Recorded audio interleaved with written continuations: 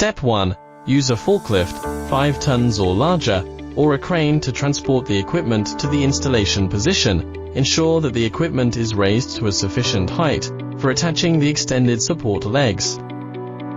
Step 2. Connect the extended support legs to the equipment's original support legs. Match the numbers accordingly.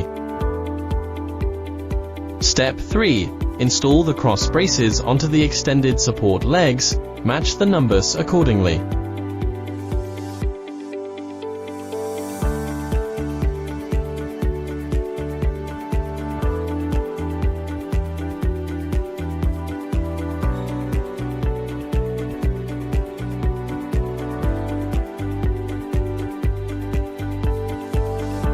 Step 4. Slowly lower the equipment to the ground using the forklift, ensuring the equipment is positioned accurately.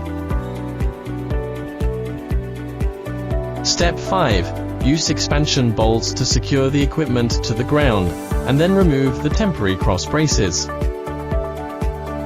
Step 6. Following the installation diagram, use expansion bolts to secure the limit brackets and crash protection columns to the ground.